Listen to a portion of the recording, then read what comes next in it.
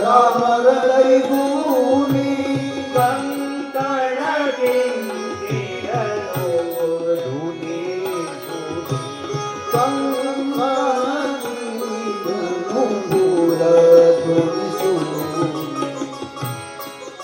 સીતાજી જાય છે, વચ્ચે કઈ ઝાડ આવે તો ઝાડ ને હટાવે, હાથના પાયલનો અવાજ આવવા લાગ્યો. જ્યાં પગ ભરે પગના પાયલનો અવાજ આવે, અને જ્યાં ચાલવા જાય તો કટી કંદોરાનો અવાજ આવે. આ બાજુ રામ લક્ષ્મણ પુષ્પોને ચૂકે છે. અખિલ બ્રહ્માંડનો માલિક આંખના પલકારામાં સૃષ્ટિનું સર્જન કરી શકે, આંખના પલકારામાં સૃષ્ટિનો પ્રલય કરી નાખે. ચારે બાજુ જોવા મળ્યો રામ. લખન આવાજ શાનો આવે છે? લખન મને લાગે કે આજ કામદેવ મારા મન પર વિશ્વ વિજેતા કરવા આવે છે, કારણ હું ધનુષને બાણ નથી લાવ્યો આજ. એટલે રામ અને કામની વાત. લખન આવાજ ધીરે ધીરે સીતાજી સખીઓ સાથે આવે છે, અને જ્યાં સીતાજીને આવતા જોયા લક્ષ્મણનો હાથ પડ્યો. લખન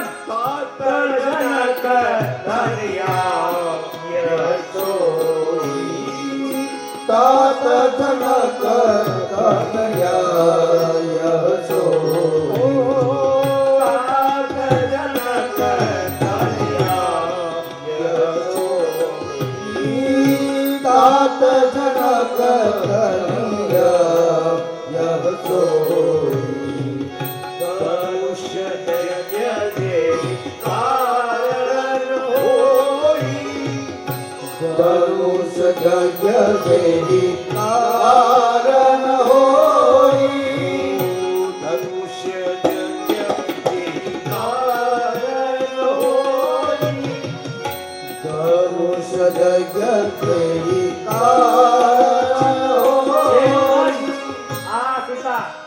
જેના માટે આ ધનુષ્યની રચના થઈ છે.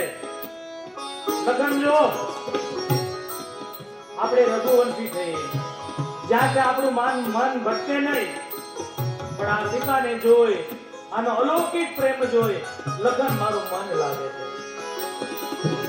રઘુવંશી રઘુવંશી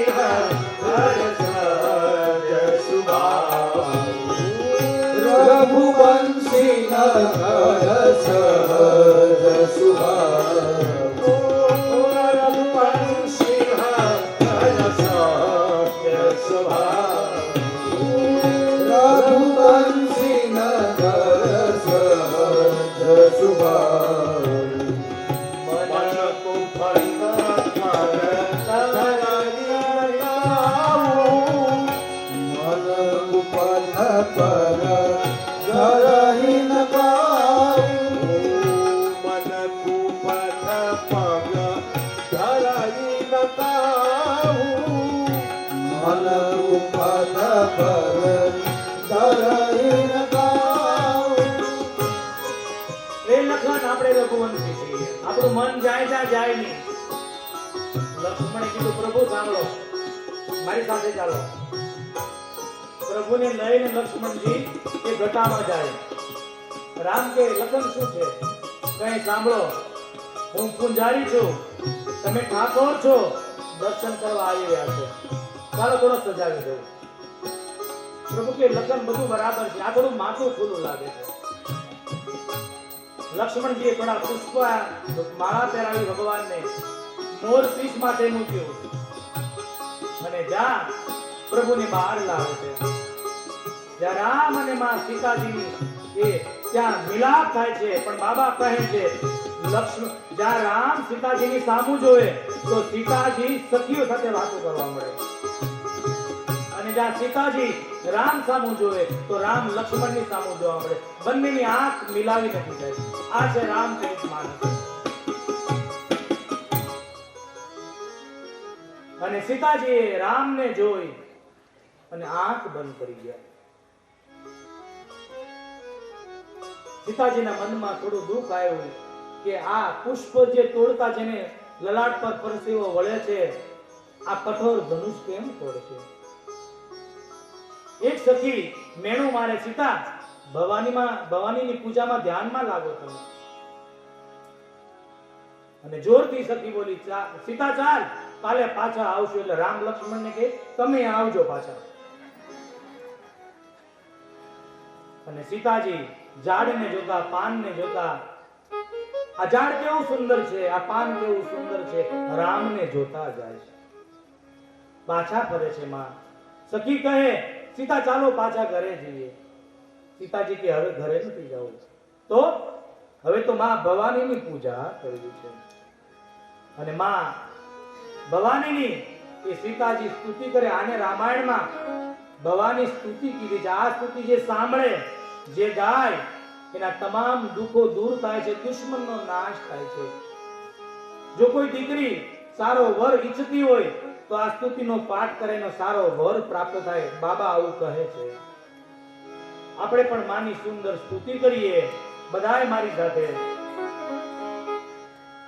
જય જય ગિરિવર રાજ કિશોરી, જય મહેશ મુખ ચંદ્ર ચકોરી, જય જય ગિરિવર રાજ કિશોરી, જય મહેશ મુખ ચંદ્ર ચકોરી, જય ગજાનન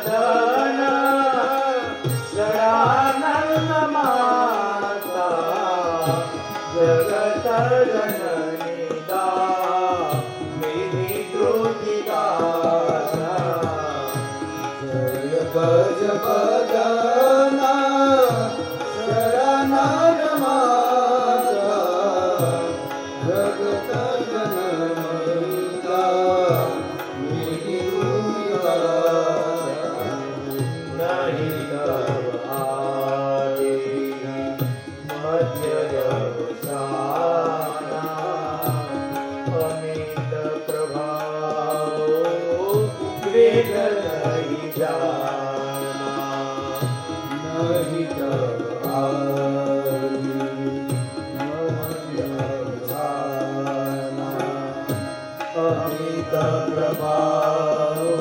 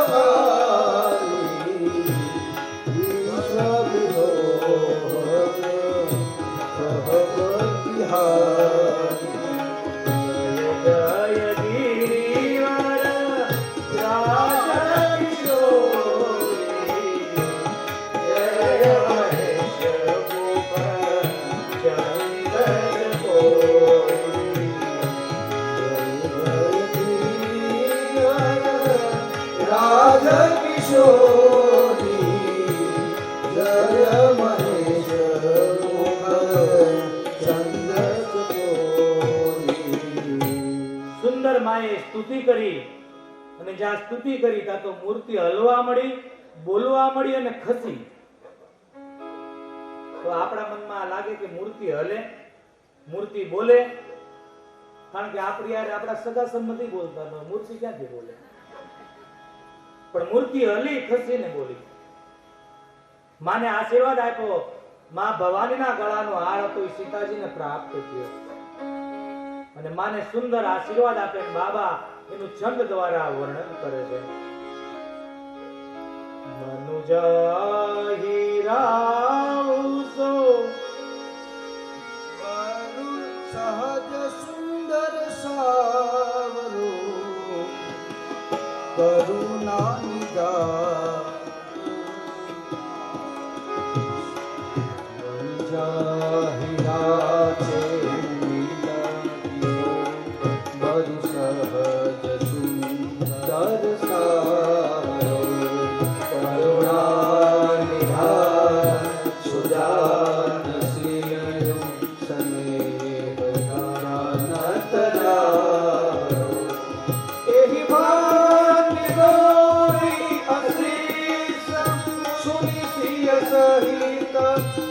महर्षि हरि तुलसी भवानी पूजी पुनि पुनि मुदित मन मंदिर चली मंदिर चली मंदिर चली।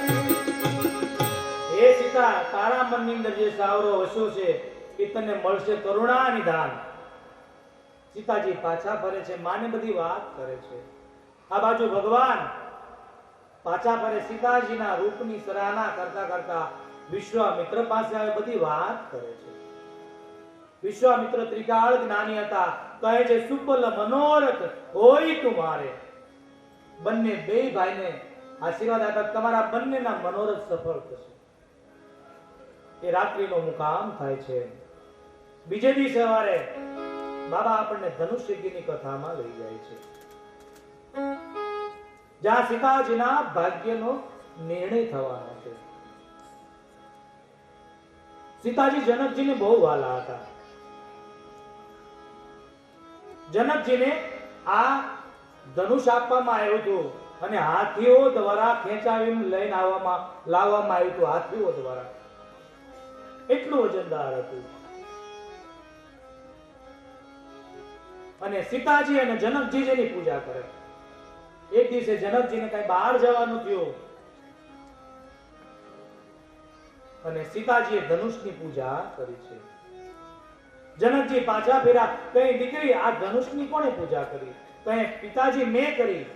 અરે બેટા, પણ આ ધનુષની નીચે કોણે સાફ કર્યું? સીતાજી કે પિતાજી મેં કર્યું. કેમ? ડાબા હાથથી ધનુષ લઈ ઊંચું કર્યું અને પાછું મૂકી દીધું. જનકજીની આંખો ફાટી ગઈ કે મારા ઘરે શક્તિનો અવતાર થઈ ગયો છે. આ શક્તિ મારી નથી, આ શક્તિ જેની હોય ને મારે પાછી દેવી પડે. આ શક્તિ મારી નથી અને મેં નક્કી કર્યો, હવે જો કોઈ આ ધનુષને ઉઠાવી આપે એ જ આ સીતાનો સાચો હકદાર છે. માટે ધનુષ્યગીની રચના થઈ. આખો સમાજ ભેગો થયો છે. આખો સમાજ ભેગો થયો અને બંદીજનોએ એ ઘોષણા કરી. બાબા વર્ણન કરે છે, બોલે બંદીજન. બંદી બસન બર સુનહુ સકલ મહિપાલ પન વિદેહ કર કાઈ હમ બુજાઉ વિશાલ. બોલે બંદીજન. અમારા હાથ ઊંચા કરીને અમે બોલીએ છીએ જનક મહારાજના કહેવાથી. આખો સમાજ આવ્યો છે. રામ, લક્ષ્મણ અને વિશ્વામિત્રને પણ એક મોટું આસન આપવામાં આવ્યું કે ત્યાંથી ભગવાન બધાને જોઈ શકે, ભગવાનને બધા જોઈ શકે. બંદીજનોએ ઘોષણા કરી કે આ ભગવાન શિવનું પિનાક પડ્યું છે. આને જો કોઈ ઉઠાવી દેશે, આને કોઈ ચડાવી દેશે તો અમે ભગવાનની સાક્ષીએ કહીએ છીએ જનક મહારાજના કહેવાથી અમારી પુત્રી સીતા એને વરમાળા પહેરાવશે, એની સાથે એનો વિવાહ કરશું. આપ દૂર દૂરથી આવ્યા છો. આપ સર્વોની શક્તિ ચંદ્ર સમાન છે ને આ ભગવાનનું પિનાક એ રાહુ છે. જ્યાં ચંદ્ર સમાન કીધું ત્યાં તો એ રાજાઓ મૂછે તાવ દેવા લાગ્યા, જાંગ ઉપર હાથ પછાડવા લાગ્યા કે અમને ચંદ્ર સમાન કીધા. પણ મૂઢ રાજા છે. જનકજીના દૂતો એમ કહેવા માંગે છે કે ચંદ્રમાં કાળો ડાઘ છે, તમારામાં પણ કાળો ડાઘ છે, કારણ કે આ જગતની માં છે. બીજું કે તમે ધરતીના પતિ છો, તમે ધરતીના પતિ છો અને સીતા ધરતીની દીકરી છે. આ તમારી દીકરી કહેવાય. દીકરી અરે બાપ લગ્ન ન કરે, મૂર્ખો, તમારામાં કાળો ડાઘ છે. પણ મૂઢ રાણા એ રાજા સમજી ન શક્યા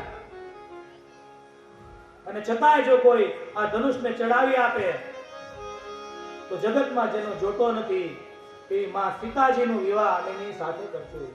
આપ આપની શક્તિ અહીંયા બતાવો. આમ કહીને બંદીજન બેસી ગયા નીચે. અને એક પછી એક રાજા આવવા લાગ્યો. રાજા આવે, રાજાની શક્તિ ખેંચાઈ જાય ધનુષની અંદર અને પડે નીચે અને બધા હસે ને રાજા પાછો બેસી જાય.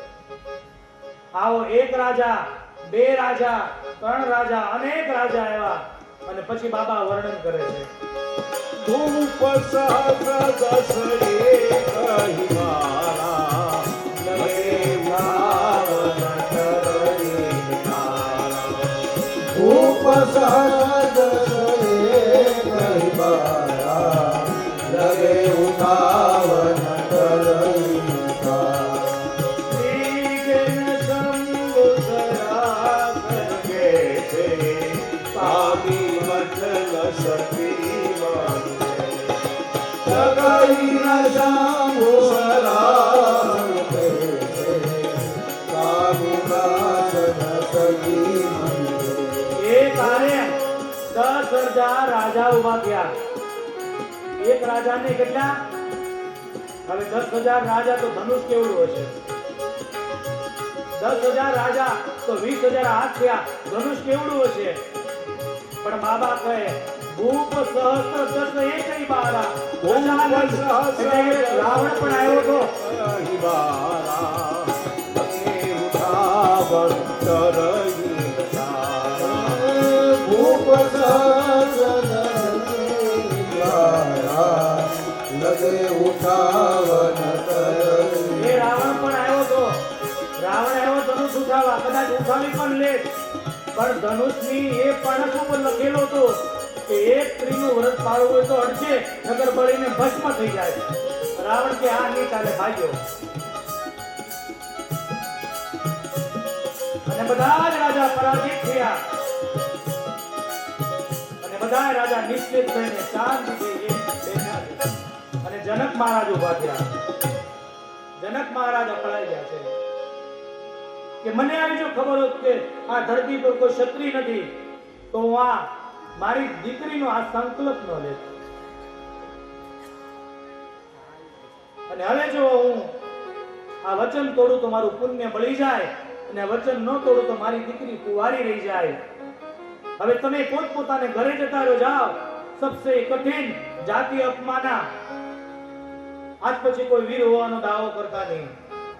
મને એમ લાગે કે પરશુરામ મહારાજે 21 વાર ધરતીને નક્ષત્રી કરી, પછી આ ધરતીમાં કોઈ વીર ઉત્પન્ન જ થયો. બધા શાંત રહી ગયા, પણ સુમિત્રાનું દૂધ અકળાણું અને ઉભા થયા અને ભગવાનને કહે જનક કહી જસ અનુચિત બાની. એ મહારાજ, જનકજી અનુચિત વાત કરે છે, કારણ કે વિદ્યમાન રઘુકુલ મની જાણે. આ જનકજી બરાબર બોલતા નથી. રામ કહે લક્ષ્મણ જનક જનક કરી મારી, એ આપણા સાસરા બનવાના છે. આ લગ્ન પહેલા બગાડ માંડ્યું. જનકજી કે અને લક્ષ્મણ ક્રોધમાં આવ્યા કે ભગવાન મને હુકમ આપો કે આ જનકને કહેવાના શબ્દો પાછા કહે છે. આ ધનુષ શું હું બ્રહ્માંડને તોડી નાખું? જેમ તોફાની છોકરો ફુગાને ફોડી નાખે એમ બ્રહ્માંડને ફોડી નાખું, બ્રહ્માંડના ચૂરા કરી નાખું. આ ધનુષને ખંભે લઈને ચાલુ નહીં, દોડું 400 ગાવ. અને જો આ ન કરું ને તો રઘુવીર તમારા ચરણોના સોગંદ છે, ક્ષત્રિય હોવાનો દાવો મૂકી દઈશ. 7 ઘરની ભિક્ષા માંગી અને પેટ ભરીશ, તમારા ચરણોના સોગંદ. યા તો જનકને કયો પાછા શબ્દો ખેંચે, યા મને હુકમ કરો. લક્ષ્મણજી બોલ્યા આ બધું હલવા લાગ્યું. એક ધનુષ ન હલ્યું, એક રામ ન હલ્યા. લક્ષ્મણજી કેવું ગરમ થઈ ગયો, લાલ થઈ ગયો. પ્રભુ કે લખન આપણા પિતા તુલ્ય જ્યાં સુધી વિશ્વામિત્ર બેઠા ત્યાં સુધી ઉભા નહીં આપણે. અને જ્યાં વિશ્વામિત્રને લાગ્યું કે આ ઈશારો મને છે અને જમણો હાથ એ રાઘવની ઉપર મૂકીને કહે છે ઉઠ રામ બંધન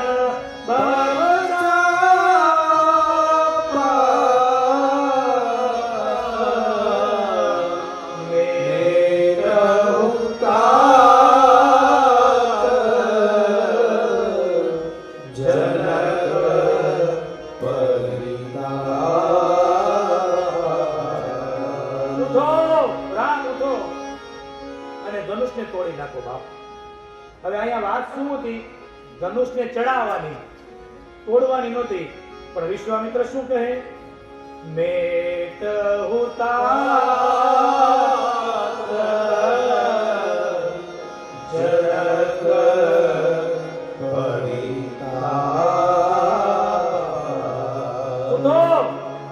ધનુષને તોડી નાખો. અને જા ભગવાન ઉઠ્યા, જાણે નાય તો સૂર્ય નો આવ્યો હોય. ધીરે ધીરે એ ધનુષની પ્રદક્ષિણા ફરી બાબા માતા પિતાને યાદ કર્યા, પોતાના ગુરુ વશિષ્ઠજીને યાદ કર્યા, ભગવાન શિવજીને યાદ કર્યા, અને ભગવાન હવે ધનુષ તોડવા માટે ઊભા થાય છે. બાબા વર્ણન કરે છે, આપો. ભગવાન ધીરે ધીરે ધીરે ઊભા થયા, ધનુષને ચારે બાજુ પ્રદક્ષિણા કરી. ભગવાને પોતાના માતા પિતા ગુરુજનને યાદ કર્યા.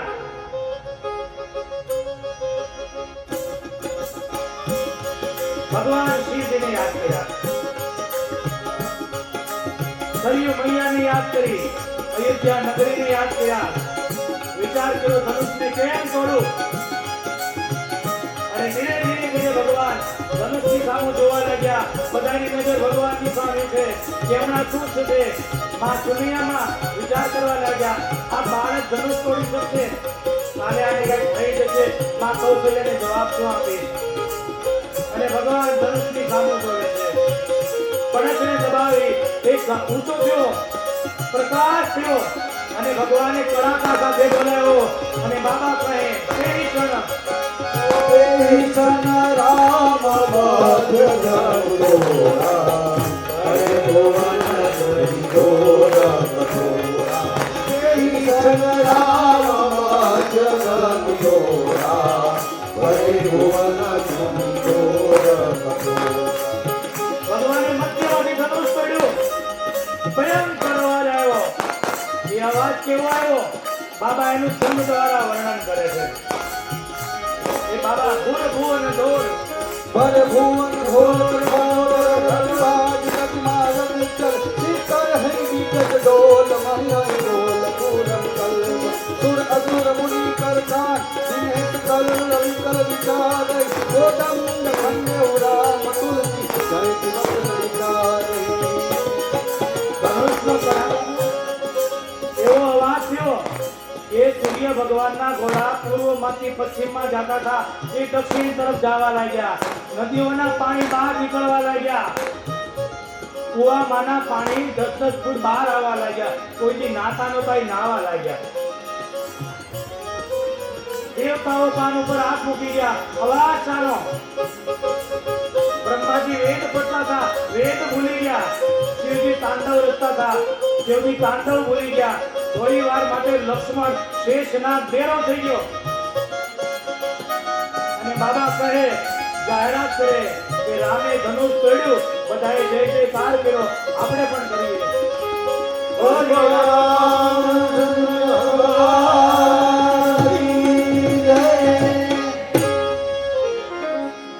શિયાળામાં પરસેવો વળી જાય ધનુષ તોડવામાં. જ્યારે તોડ્યું છે ત્યારે શું હશે? ભૂર ભુવન ઘોર કઠોર રવ રવિ બાજ પી માં રગ ચલે. ભગવાને ધનુષ તોડ્યું. માં સીતાજીએ વરમાળા પહેરાવી. અને પરશુરામ મહારાજ આવે છે, એ સ્તુતિ કરી. આપણે લગ્નમાં જઈએ પણ કોઈ ઉઠતા નહીં. આપણે પરશુરામ મહારાજની સ્તુતિ કરી લઈએ. જય રઘુવંશ બનજ ભાનુ.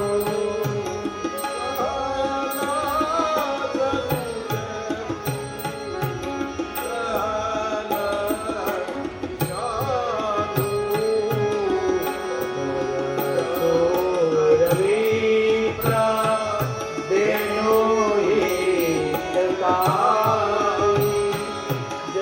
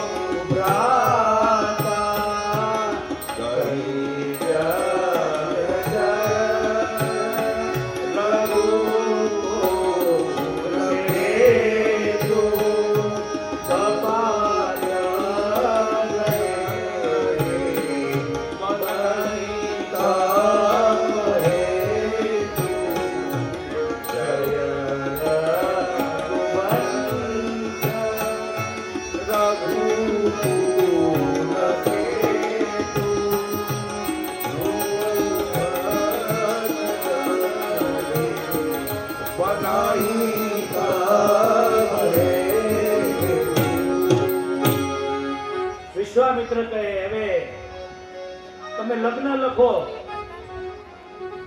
અને લગ્ન પત્ર લખે છે અને જાન આવવા માટે કહે છે જાન લઈને આવો મંગલ મૂળ લગ્ન દીનું આવા હિમ ઋતુ અગહન માસ સુહાવા માગશર સુદ અને પાછમ ભગવાનના લગ્નની તિથિ છે અને કહે હવે તમે કંકુ છાંટીને કંકોત્રી લખો અને કંકુ છાંટીને કંકોત્રી લખી આપણે પણ લખીએ હવે કંકુ છાંટીને